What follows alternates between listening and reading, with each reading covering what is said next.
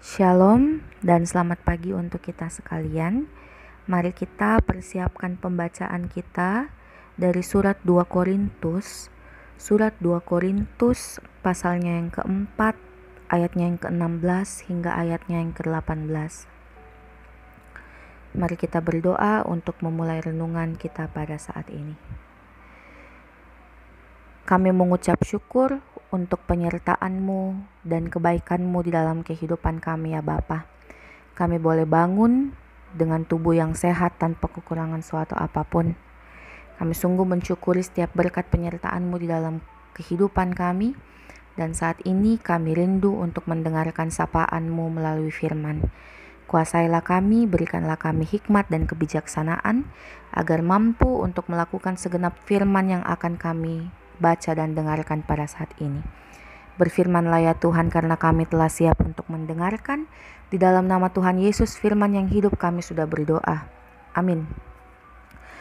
2 Korintus pasalnya yang keempat, ayat yang ke-16 hingga ayat yang ke-18. Jangan tawar hati juga waktu menghadapi maut.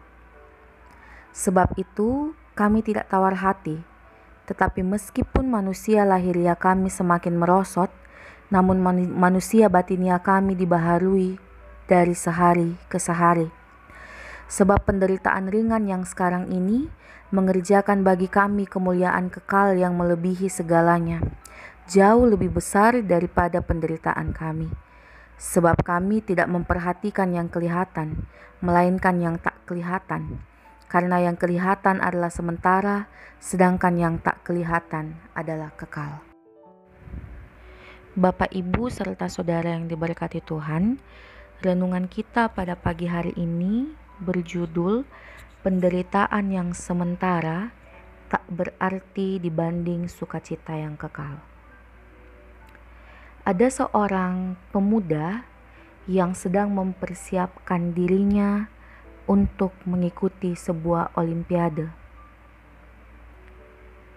Dan kemudian dia datang ke rumah salah satu pendeta untuk meminta doa agar supaya setiap olimpiade yang akan dilaksanakannya itu boleh berhasil. Dia datang bersama dengan orang tuanya. Dalam percakapan bersama dengan pendeta tersebut, orang tuanya ini menuturkan tentang betapa sulit dan beratnya serta melelahkannya perjuangan yang ditempuh anaknya ini pada saat latihan. Belum lagi hambatan-hambatan sebelum dan sesudah latihan itu dilaksanakan.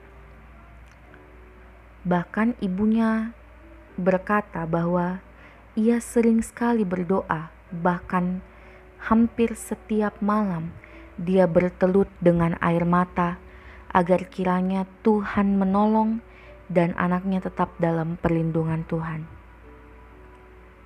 Setelah selesai berdoa, anak ini kemudian pulang bersama dengan kedua orang tuanya. Dan setelah melaksanakan dan mengikuti olimpiade tersebut, akhirnya anaknya menang. Dia mendapatkan juara ketiga balap sepeda pada olimpiade itu. Semua itu karena berkat Tuhan dan hasil perjuangannya, melewati berbagai macam rintangan, melalui berbagai macam hambatan, kelelahan, kesedihan akan dia lalui.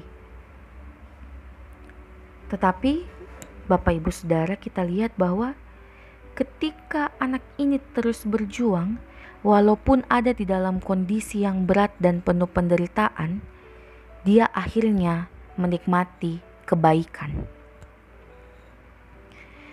Paulus dan kawan-kawan banyak menanggung penderitaan namun tidak berputus asa, karena mereka yakin bahwa itu adalah jalan menuju kemenangan.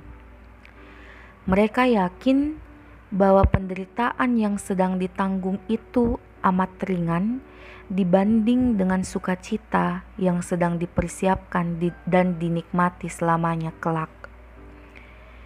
Memang salib itu adalah jalan menuju kemuliaan, dan salib itu adalah penderitaan. Seperti kata pepatah, berakit-rakit ke hulu, berenang-renang ke tepian. Bersakit-sakit dahulu, bersenang-senang kemudian.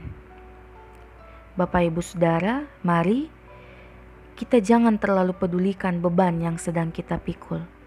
Sebab tidak mungkin Tuhan menanggungkan apa yang tidak mampu kita tanggung. Teruslah melakukan tugas pelayanan dimanapun dan kapanpun itu sesuai talenta yang kita miliki.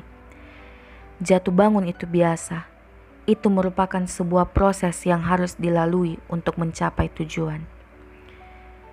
Tetapi bayangkanlah hadiah yang sedang menanti, dan itu akan memicu semangat kita.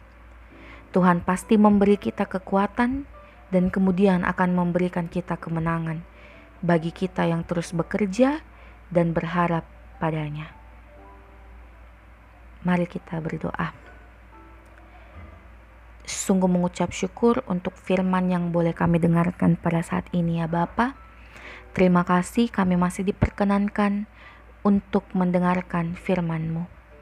Kuatkanlah kami agar di dalam setiap tanggungan, agar di dalam setiap pencobaan dan pergumulan kami mampu terus berharap padamu dan kami mampu untuk terus memandang hanya kepada wajah-Mu. Kami boleh mengandalkan Tuhan untuk meminta setiap pertolongan dan kami yakin bahwa Tuhan akan menguatkan kami. Kami mengucap syukur juga bahwa kami masih diberikan kesehatan dan kekuatan hingga pada saat ini. Dan kami akan melaksanakan segenap aktivitas kami. Bungkus kami dengan kuat kuasa Roh Kudus, agar kami mampu untuk melaksanakan setiap tugas dan tanggung jawab kami ini sesuai dan seturut dengan kehendak-Mu. Inilah doa kami, ampuni setiap salah dan dosa kami. Di dalam nama Tuhan Yesus kami sudah berdoa. Amin.